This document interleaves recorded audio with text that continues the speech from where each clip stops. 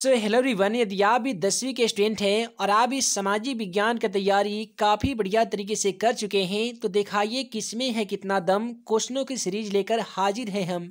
तो चलिए फिर बिना समय गवाएं आज का पहला सवाल क्वेश्चन नंबर 1 को देख लेते हैं। आज का पहला सवाल क्वेश्चन नंबर 1 हमारा कहता है कि एड्रियानोपुल की संधि कब हुई थी। पहला ऑप्शन में दिया गया 1828 ईस्वी में, 1829 ईस्वी में, 1830 ईस्वी में, और ऑप्शन डी में दिया गया है 1931 ईस्वी में। तो जैसा कि आप सभी को मालूम होगा कि हमारा वीडियो सीरीज का पहला क्वेश्चन के जवाब आप सभी को वीडियो के नीचे जाकर कमेंट बॉक्स में इसका सही जवाब लिखना होता है। तो क्वेश्चन नंबर 1 का क्या सही जवाब होगा, आप जल्दी से वीडियो के लिए चले जाइए और कमेंट बॉक्स में जाकर क्वेश्चन नंबर 1 का सही जवाब लिख के चले आइए। इसके बाद में अगला सवाल क्वेश्चन नंबर 2 को देख लीजिए। दोस्तों क्वेश्चन नंबर 2 हमारा कहता है कि कार्बोनरी संगठन किस वर्ष हुआ था। दोस्तों याद रखिएगा सन 1810 ईस्वी की बात है जब मेजनी के नेतृत्व में कार्बोनरी संगठन की स्थापना की गई थी। तो क्वेश्चन का सही जवाब ऑप्शन सी हो जाएगा, सन 1810 ईस्वी में।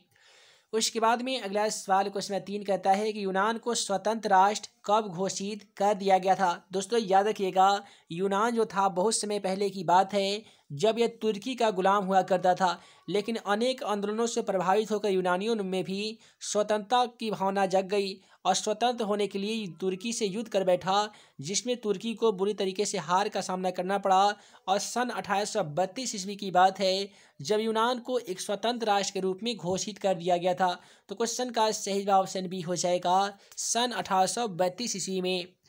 उसके बाद में अगला सवाल क्वेश्चन नंबर 4 हमारा कहता है कि चार्टिस्ट आंदोलन कहाँ हुआ था। दोस्तों याद रखिएगा चार्टिस्ट आंदोलन की जो शुरुआत है वो इंग्लैंड से हुई थी और ये चार्टिस्ट आंदोलन इंग्लैंड में ही हुआ था। उसके बाद में अगला सवाल क्वेश्चन नंबर 5 को देख लीजिए। दोस्तों क्वेश्चन नंबर 5 कहता है कि यूरोप वासियों के लिए किस देश का साहित्य एवं ज्ञान विज्ञान विशेष प्रेरणा स्रोत रहा। तो क्वेश्चन का सही जवाब ऑप्शन बी हो जाएगा, यूरोप में रहने वाले तमाम वासियों के लिए यूनान देश का साहित्य एवं ज्ञान विज्ञान विशेष प्रेरणा स्रोत रहा। उसके बाद में अगला सवाल क्वेश्चन नंबर 6 कहता है पोलैंड के विद्रोह को किसने कुचल दिया था। तो दोस्तों पोलैंड में एक बहुत ही बड़ा विद्रोह हो चुका था, उस विद्रोह को रूस ने बहुत ही बर्बरतापूर्वक उसे कुचल दिया था, इसलिए क्वेश्चन का सही जवाब यहाँ पे ऑप्शन ए होगा। के बाद में अगला सवाल क्वेश्चन 7 में पूछा गया है कि निम्नलिखित में किसको प्राथमिक क्षेत्र भी कहा जाता है। तो दोस्तों याद रखिएगा कृषि क्षेत्र को प्राथमिक क्षेत्र कहा जाता है, वहीं पे सेवा क्षेत्र को द्वितीयक क्षेत्र कहा जाता है। तो तृतीयक क्षेत्र किसे कहते हैं, तो औद्योगिक क्षेत्र को तृतीयक क्षेत्र कहा जाता है। और ये तीनों की तीनों ऑप्शन में से एक जो क्वेश्चन है वो 100% मैट्रिक के एग्जाम पेपर में देखने को मिल सकता है, इसलिए आप ये तीनों क्वेश्चनों को याद करके ही मैट्रिक एग्जाम देने जाइएगा। अगला सवाल क्वेश्चन 8 हमारा कहता है कि इनमें से कौन से देश में मिश्रित अर्थव्यवस्था है। पहला ऑप्शन में दिया गया अमेरिका, रूस, भारत, इनमें से कोई नहीं। तो याद रखिएगा तमाम देशों में भारत एक ऐसा देश है जहाँ पे मिश्रित अर्थव्यवस्था विद्यमान है। तो क्वेश्चन का सही जवाब सी होगा, भारत। उसके बाद में क्वेश्चन 9 कहता है कि भारत में योजना आयोग का गठन किया गया था। तो दोस्तों याद रखिएगा 15 मार्च 1950 ईस्वी की बात है जब भारत में योजना आयोग का गठन किया गया था। तो क्वेश्चन का सही जवाब ऑप्शन ए हो जाएगा, 15 मार्च 1950 ईस्वी को।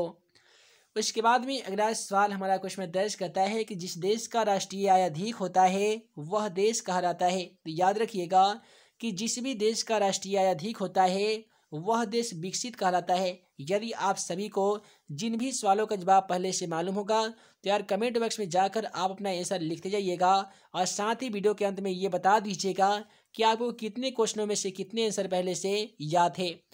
उसके बाद में अगला सवाल कहता है कि इनमें से किसे पिछड़ा राज्य भी कहा जाता है। दोस्तों काफ़ी अफसोस के साथ कहना पड़ रहा है कि हमारे ही राज्य बिहार को पिछड़ा राज्य कहा जाता है। तो क्वेश्चन का सही जवाब ऑप्शन सी होगा, बिहार।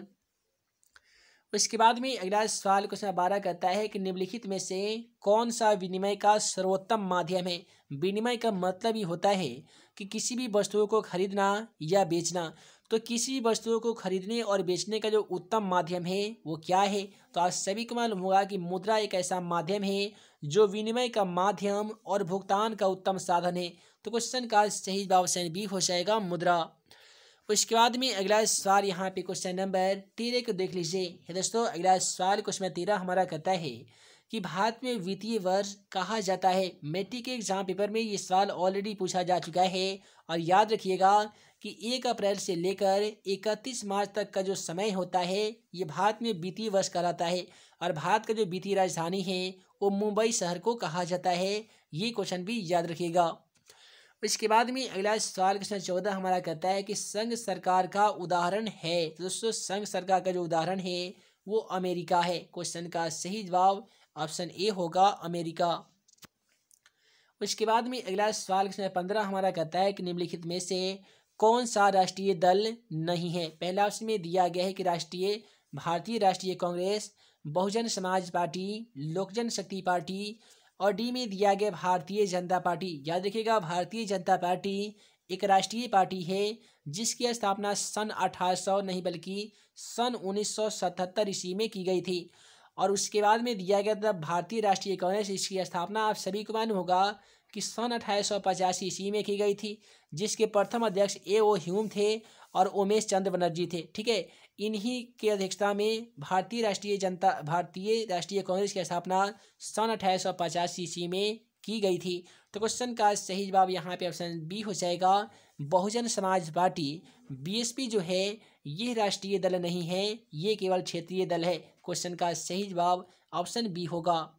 अगला सवाल कहता है कि सत्ता में साझेदारी सही है क्योंकि। दोस्तों सत्ता में साझेदारी इसलिए सही है क्योंकि यह विभिन्न समुदायों के बीच में टकराव को कम करती है। क्वेश्चन का सही जवाब ऑप्शन डी होगा। उसके बाद में कहता है कि सांप्रदायिक राजनीति किस पे आधारित होती है। सबसे पहले जानिए कि सांप्रदायिकता होता क्या है। तो जब एक ही जाति एवं धर्म के लोग दूसरे जाति एवं धर्म के लोगों को अपने से हीन मानने लगते हैं तो वहीं पे सांप्रदायिकता की स्थिति उत्पन्न हो जाती है। और सांप्रदायिकता की जो राजनीति है ये धर्म पे आधारित होती है। धर्म की भावनाओं को उखाड़कर और अनेक धर्म के अनुयायियों से वोट प्राप्त किया जाता है, इसे ही सांप्रदायिक राजनीति कहा जाता है। उसके बाद में अगला सवाल क्वेश्चन नंबर 18 को देख लीजिए। ये दोस्तों क्वेश्चन 18 कहता है कि भारतीय संविधान के अनुच्छेद 19 में देश के सभी नागरिकों को कौन सा मूल अधिकार दिया गया है। तो दोस्तों याद रखिएगा भारतीय संविधान के अनुच्छेद 19 में तमाम भारतवासियों को स्वतंत्रता का अधिकार दिया गया है कि सभी भारतवासी, वो कि हिंदू, मुस्लिम, सिख, ईसाई किसी भी रिलीजन से बिलोंग करने वाले हों, तमाम के तमाम नागरिकों को स्वतंत्रता का अधिकार संविधान 19 अनुच्छेद के तहत दिया गया है। अगला सवाल यहाँ पे क्वेश्चन 19 को देख लीजिए। कहता है कि अंतर्राष्ट्रीय महिला दिवस किस तिथि को मनाया जाता है। दोस्तों याद रखिएगा अंतर्राष्ट्रीय महिला जो दिवस है ये प्रत्येक 8 मार्च को पूरे भारतवर्ष में मनाया जाता है। तो क्वेश्चन का सही जवाब ऑप्शन बी हो जाएगा 8 मार्च को। उसके बाद में अगला सवाल क्वेश्चन नंबर 20 को देख लीजिए। दोस्तों क्वेश्चन 20 कहता है कि सत्ता में साझेदारी का अच्छा उदाहरण प्रस्तुत करने वाला राष्ट्र कौन सा है। पहला ऑप्शन पाकिस्तान, श्रीलंका, बेल्जियम, और डी में दिया गया है यूगोस्लाविया। तो याद रखिएगा सत्ता का साझेदारी प्रस्तुत करने वाला जो सबसे अच्छा उदाहरण जो प्रस्तुत करता है उस देश का नाम है बेल्जियम, जो कि ऑप्शन सी में है। अतः क्वेश्चन का सही जवाब ऑप्शन सी होगा। उसके बाद में अगला सवाल क्वेश्चन 21 हमारा कहता है निम्नलिखित व्यक्तियों में से कौन लोकतंत्र में रंग भेद के विरोधी नहीं थे। तो इसके लिए आपको 4 ऑप्शन दिए जा रहे हैं। चारों ऑप्शनों में क्वेश्चन का सही जवाब ऑप्शन डी हो जाएगा। जेड गुड्डी एक ऐसे व्यक्ति थे जो लोकतंत्र में रंग भेद के विरोधी नहीं थे। तो क्वेश्चन का सही जवाब ऑप्शन डी हो जाएगा। उसके बाद में अगला सवाल क्वेश्चन 22 हमारा कहता है लैंगिक विभाजन का क्या अर्थ होता है। तो दोस्तों लैंगिक विभाजन का मतलब क्या होता है।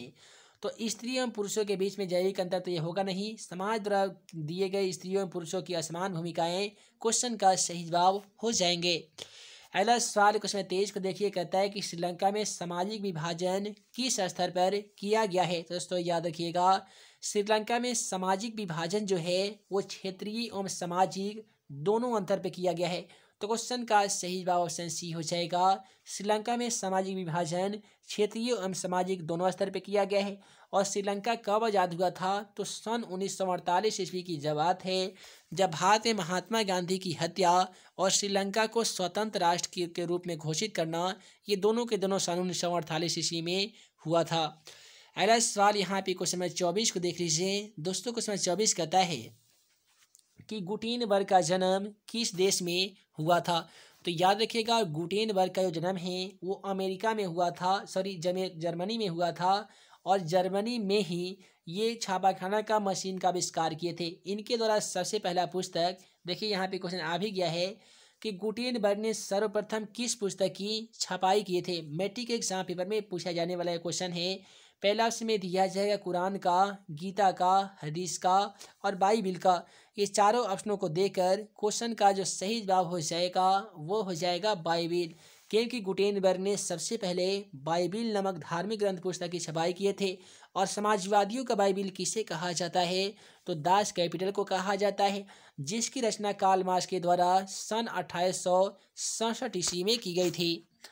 उसके बाद में क्वेश्चन 26 को देख लीजिए कि इंग्लैंड में मुद्रण कला को पहुंचाने वाला व्यक्ति कौन था। पहला ऑप्शन में दिया जाता है हैमिल्टन था, कैक्सटन था, एडिसन था, और डी में दिया जाता है स्मिथ था। तो दोस्तों याद रखिएगा इंग्लैंड में मुद्रण कला को पहुंचाने वाला जो व्यक्ति था ना उसका नाम है कैक्सटन। तो क्वेश्चन का सही जवाब कैक्सटन हो जाएगा। उसके बाद में कहता है कि किसने कहा था कि मुद्रण ईश्वर की दी हुई महानतम देन है, सबसे बड़ा तोहफा है। पहला option Mahatma Gandhi, Martin Luther King junior, Muhammad पैगंबर साहब, ईसा मसीह। तो एक सामाजिक सुधारक जो थे वो मार्टिन लूथर किंग जूनियर, इन्हीं का कथन है कि मुद्रण ईश्वर की दी हुई महानतम देन है, सबसे बड़ा तोहफा है। तो क्वेश्चन का सही जवाब ऑप्शन बी हो जाएगा। इसके बाद में अगला सवाल क्वेश्चन 28 को देख लीजिए। दोस्तों क्वेश्चन 28 कहता है कि रूसो कहाँ का दार्शनिक था। पहला ऑप्शन में दिया गया फ्रांस का, रूस का, अमेरिका का और इंग्लैंड का। तो रूसो जो था ना ये दोस्तों फ्रांस का दार्शनिक था, इसलिए क्वेश्चन का सही जवाब ऑप्शन ए हो जाएगा। रूसो एक फ्रांस का फिलोसफर था, इसीलिए इसे फ्रांस का दार्शनिक कहा जाता है। अगला सवाल है कि विश्व में सर्वप्रथम मुद्रण का शुरुआत कहाँ पे हुआ था। तो याद रखिएगा विश्व में चीन एक ऐसा देश है जहाँ पे कागज का आविष्कार हुआ था। पेपर मिल की स्थापना भी सबसे पहले चीन में हुआ था और कागजी मुद्रा का प्रचलन भी सबसे पहले चीन में ही शुरू हुआ था।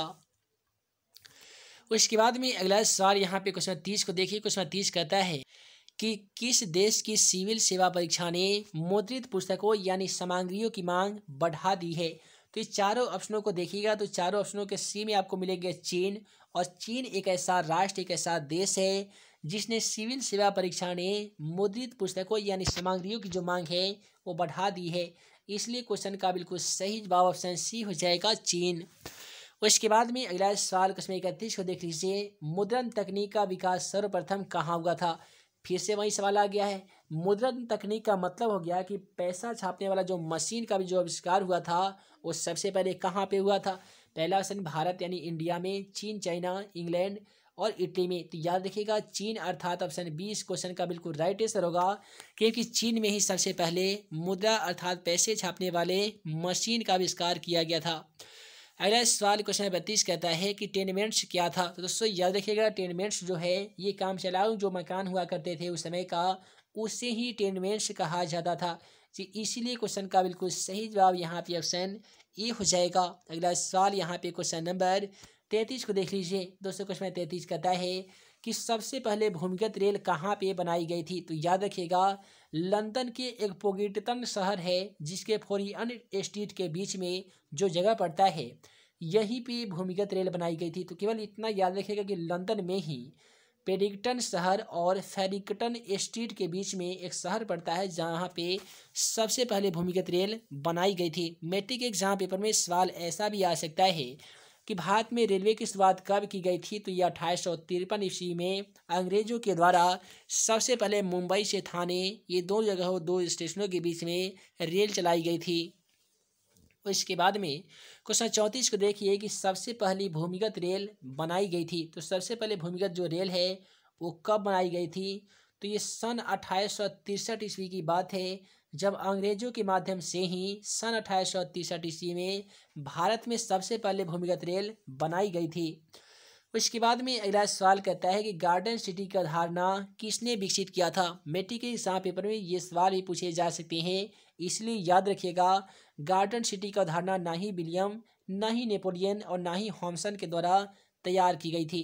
क्वेश्चन का सही जवाब ऑप्शन ए हो जाएगा। गार्डन सिटी की अवधारणा एबेनेजर हावर्ड एक ऐसे मनोवैज्ञानिक है जिनके द्वारा विकसित की गई थी। अगला सवाल कहता है कि खूनी रविवार किसे कहा जाता है। ये दोस्तों 1887 ईस्वी के नवंबर माह के रविवार को खूनी रविवार कहा जाता है, क्योंकि जब रूस की जनता रोटी लेने के लिए एक प्रार्थना पद को लेकर नारा लगाते हुए रोटी दो कुछ ऐसे करके नारा लगाते हुए रूस अर्थात रूस के सम्राट के महल की ओर जा रहे थे, जिस पे रूस के लगा यानी जार के सेनाओं ने उसे अपना विरोधी समझकर उन पर लगातार गोलियों की बारिश कर दी, जिनमें हजारों मजदूर मारे गए थे और कई हजार मजदूर जो थे वो इस घटना में घायल हुए थे। इसी घटना को पुरानी रूसी कैलेंडर के अनुसार खूनी रविवार को माना जाता है। इसलिए क्वेश्चन का सही जवाब यहाँ पे ये हो जाएगा सन 1887 ईस्वी के नवंबर माह के रविवार को ही खूनी रविवार कहा जाता है। अगला सवाल, city of Bombay improvement trust की स्थापना कब हुई थी। पहला ऑप्शन 1898, 1899, 1995, 1892। तो याद रखिएगा सन 1898 ईस्वी की बात है जब city of Bombay improvement trust की स्थापना की गई थी। अगला सवाल कहता है कि नए विश्व सर्वेक्षण के आधार पर भारतवर्ष में मतदाताओं की संख्या कितनी है। तो याद रखिएगा यहाँ पे नए विश्व सर्वेक्षण के आधार पर भारत में लगभग 71 करोड़ मतदाताओं की संख्या है। यानी आसान शब्दों में कहे तो अभी भी भारत में लगभग 71 करोड़ ऐसे लोग हैं जो वोट देते हैं, मतदान करते हैं, मतदाता सूची में उनका नाम है। अगला सवाल कहता है कि क्षेत्रवाद की भावना का एक कुपरिणाम क्या है। अपने क्षेत्र से अलगाव, राष्ट्रीय हित, राष्ट्रीय एकता और अलगाववाद। तो याद रखिएगा क्षेत्रवाद की कुपरिणाम जो है यह भावना जो कुपरिणाम फैलाता है वो अलगाववाद है। क्वेश्चन का सही जवाब ऑप्शन डी हो जाएगा। अगला सवाल क्वेश्चन नंबर 40 क्या कहता है कि लोकतंत्र के मार्ग में सबसे बड़ी बाधा क्या है। पहला ऑप्शन लोकतंत्र में आस्था और शिक्षा, सामाजिक समानता और राजनीतिक जागृति। तो देखिए लोकतंत्र के मार्ग में जो सबसे बड़ी बाधा उत्पन्न करती है वह शिक्षा है। तो क्वेश्चन का सही जवाब ऑप्शन बी होगा और शिक्षा। तो इसके बाद में क्वेश्चन 41 को देखिए कि दुनिया में के कितने हिस्से में अभी भी लोकतांत्रिक शासन व्यवस्था लागू नहीं हुआ है। तो पहला ऑप्शन में आधे हिस्से में, 1/4 हिस्से में, 4 या 5। तो याद रखिएगा लगभग 1/4 दुनिया का एक ऐसा हिस्सा है जहाँ पे अभी भी लोकतांत्रिक शासन व्यवस्था विद्यमान नहीं है। उसके बाद में अगला सवाल क्वेश्चन 42 कहता है कि भारतीय लोकतंत्र के कितने अंग हैं। तो याद रखिएगा भारत के लोकतंत्र के 3 अंग होते हैं, कार्यपालिका, न्यायपालिका और व्यवस्थापिका। ये होते हैं सरकार के 3 अंग। उसी प्रकार से भारतीय लोकतंत्र के भी 3 अंग ही होते हैं। अगला सवाल कहता है कि निम्नलिखित में से कौन लोकतांत्रिक अंग है। ब्रिटेन, भारत, अमेरिका, इनमें से सभी। तो देखिए ब्रिटेन, भारत और अमेरिका ये सभी में लोकतंत्र विद्यमान है, इसीलिए क्वेश्चन का सही जवाब ऑप्शन डी हो जाएगा इनमें से सभी। उसके बाद में क्वेश्चन 44 को देखिए कि भारत में सर्वोच्च न्यायालय के मुख्य न्यायाधीश की नियुक्ति कौन करता है। पहला ऑप्शन प्रधानमंत्री, राष्ट्रपति, संसद या उपराष्ट्रपति। तो याद रखिएगा भारत में सर्वोच्च न्यायालय के मुख्य न्यायाधीश की नियुक्ति राष्ट्रपति करते हैं, इसलिए क्वेश्चन का सही जवाब हमारा ऑप्शन बी होगा। उसके बाद में क्वेश्चन 45 कहता है कि भारत में किस तरह के लोकतांत्रिक व्यवस्था की गई है। तो याद रखिएगा भारत में अप्रत्यक्ष लोकतंत्र की व्यवस्था की गई है। तो क्वेश्चन का सही जवाब ऑप्शन बी हो जाएगा। अगला सवाल क्वेश्चन 46 को देख लीजिए दोस्तों। अगला सवाल क्वेश्चन 46 कहता है कि चिपको आंदोलन निम्नलिखित में से किससे संबंधित है। तो चिपको आंदोलन सुंदरलाल बहुगुणा और चड्ढी प्रसाद यादव के द्वारा चलाया गया एक आंदोलन था।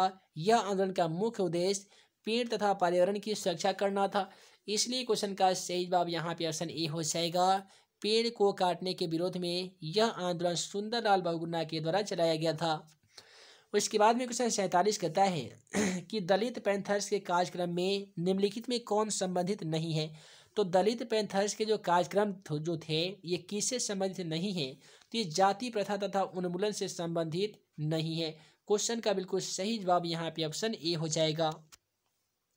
उसके बाद में अगला सवाल क्वेश्चन 48 करता है निम्नलिखित में से कौन भारतीय किसान यूनियन के नेता थे। पहला ऑप्शन मोरारजी देसाई, जयप्रकाश नारायण, महेंद्र सिंह टिकैत, चौधरी चरण सिंह। तो याद रखिएगा जयप्रकाश नारायण ने भारत में नहीं बल्कि पूरे बिहार में संपूर्ण क्रांति का नेतृत्व किया था और महेंद्र सिंह टिकैत राकेश टिकैत के खानदान से बिलोंग करते हैं। ये भारतीय किसान यूनियन के नेता थे। उसके बाद में क्वेश्चन है कि ताड़ी विरोधी आंदोलन किस प्रांत से शुरू किया गया था। तो याद रखिएगा ताड़ी विरोधी आंदोलन आंध्र प्रदेश के महिलाओं के द्वारा चलाया गया आंदोलन था। इस आंदोलन से जुड़ी महिलाएं अपने आस पड़ोस के मदिरा की बिक्री पर पाबंदी की मांग कर रहे थे, जिसके फलस्वरूप उसे स्थानीय निकाय में आंदोलन भी प्राप्त हुआ आरक्षण भी प्राप्त हुआ था। अगला सवाल, नर्मदा घाटी परियोजना किस राज्यों से संबंधित है? तो नर्मदा नदी घाटी परियोजना ये किसने चलाया था? तो मेधा पाटेकर ने चलाया था। किस नदी पे? तो नर्मदा नदी पे। और नर्मदा जो नदी है ये गुजरात महाराष्ट्र के साथ साथ मध्य प्रदेश से होकर जाती है। तो इसीलिए क्वेश्चन का बिल्कुल सही जवाब यहाँ पे ऑप्शन डी हो जाएगा। आज की इस वीडियो सीरीज में हम लोगों ने देखा सामाजिक विज्ञान यानी सोशल साइंस का 1 से लेकर 50 तक का ऐसा इम्पोर्टेंट वीआई ऑब्जेक्टिव क्वेश्चन जो कि आपके मैट्रिक के बोर्ड परीक्षा के लिए काफ़ी ही इम्पोर्टेंट था। इन 50 प्रश्नों में से कितने प्रश्न आप सभी को पहले से याद थे? कमेंट बॉक्स में जाकर आप अपना रिजल्ट जरूर लिखिएगा। हम जल्द मिलेंगे ऐसे ही 10वीं कक्षा का ऐसे ही इम्पोर्टेंट वीआई ऑब्जेक्टिव था सब्जेक्टिव क्वेश्चन का वीडियो लेक्चर के साथ। तब तक के लिए आप सभी को वीडियो देखने के लिए बहुत बहुत धन्यवाद।